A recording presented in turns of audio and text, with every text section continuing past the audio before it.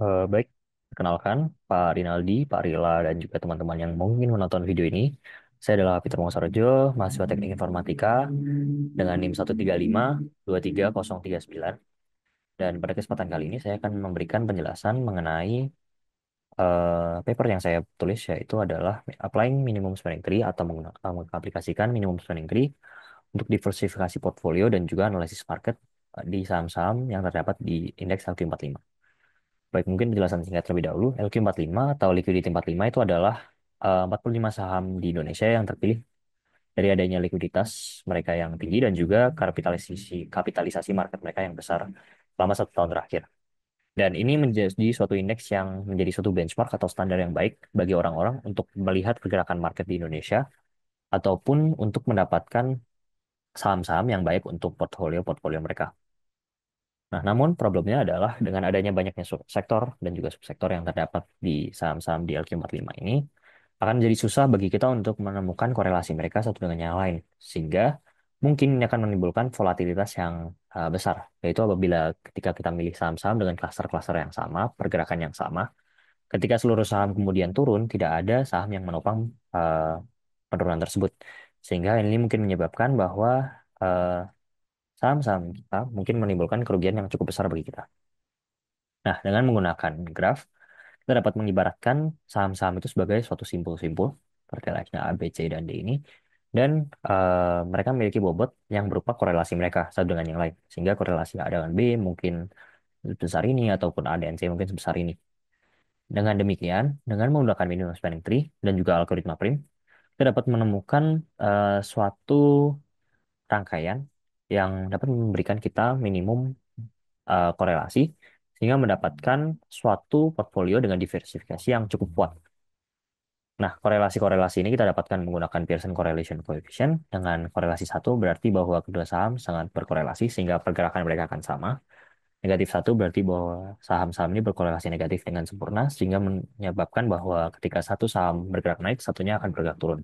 Dan nol menandakan bahwa tidak ada linear relationship atau tidak ada hubungan satu dengan yang lain. Nah, dengan demikian, dapat kita ubah saham-saham di LQ45 ini menjadi suatu minimum spending tree. Pertama, kita lakukan data scraping terlebih dahulu dari saham-saham di LQ45. Dengan menggunakan investing.com, dapat kita temukan data historis dengan jarak 5 tahun, dari tanggal 1 tahun 2020 hingga tanggal 1 tahun 2025. Dan ada bug sedikit di investing.com di sini, di mana apabila kita lihat data yang kita temukan, eh, data kita berada di maksimal di 30 Desember dan bermula dari 1 Januari.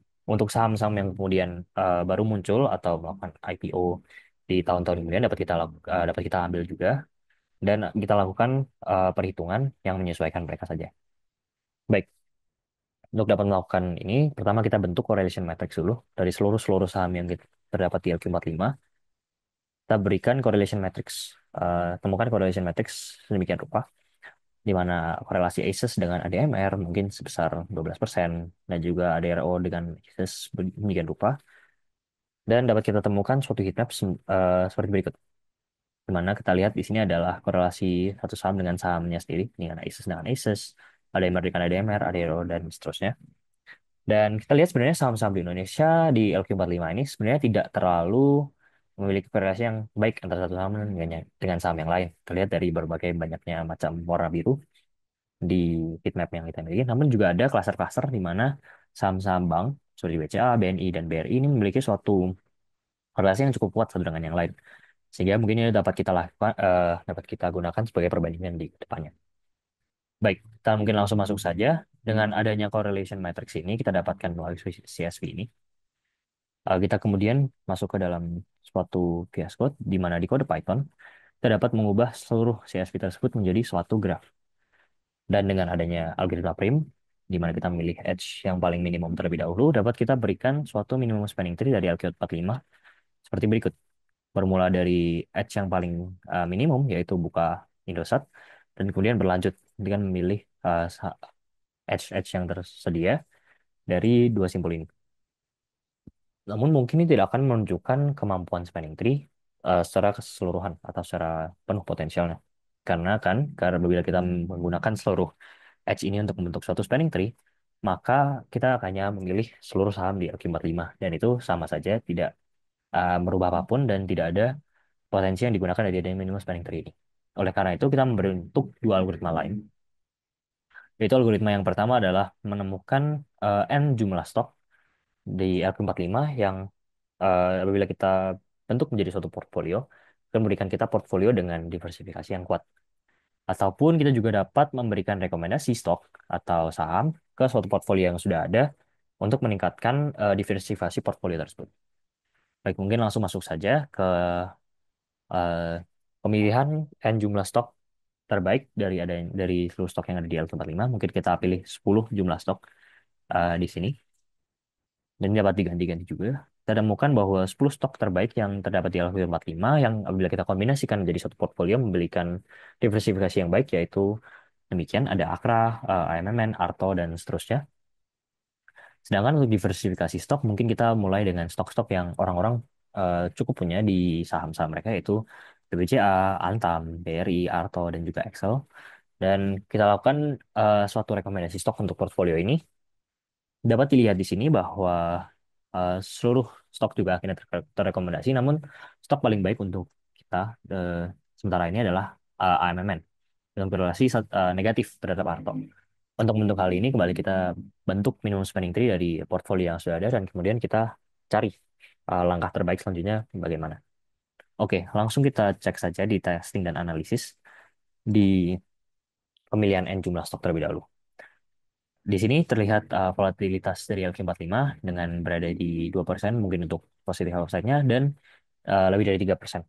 Apabila kita pilih 10 stok yang tadi kita gunakan sebagai yang tadi ditentukan oleh algoritma, kita dapat melihat bahwa volatilitasnya mungkin sebenarnya cukup menyerupai dan tidak menimbulkan suatu volatilitas yang lebih daripada LQ45 sendiri.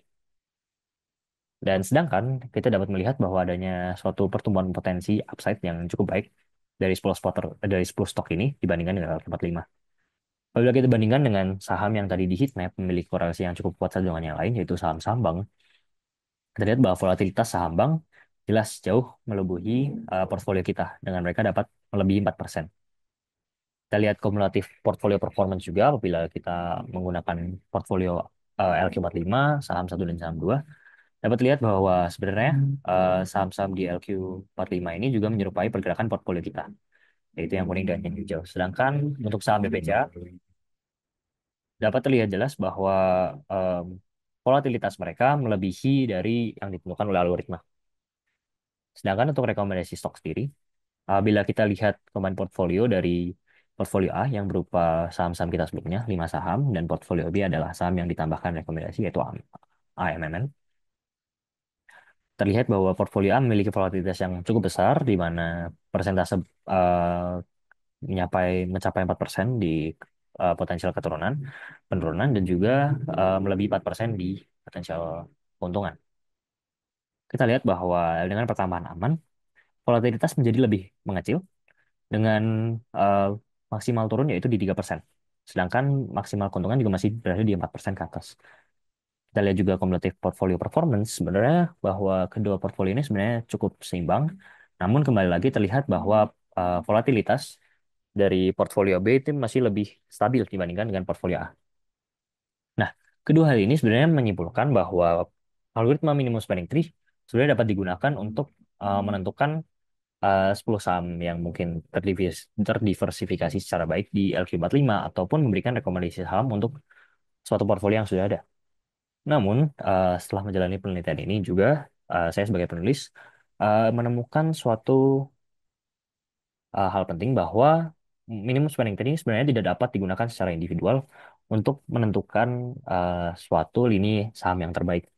Hal ini dikarenakan saham-saham yang ada di LQ45 ini ataupun saham-saham yang ada di portfolio kita tidak dapat kita tentukan sebagai suatu graf dengan jalan-jalan tertentu layaknya traveling salesman problem, di mana stok-stok atau saham-saham ini ketika berada di dalam satu portfolio, mereka akan selalu membentuk graf lengkap dengan semua saham terkoneksi satu dengan yang lain. Sehingga MST atau minimum spending tree ini sebenarnya tidak dapat kita lakukan gunakan secara individual untuk menilai suatu lini portfolio dan harus kita gunakan alat-alat yang lain.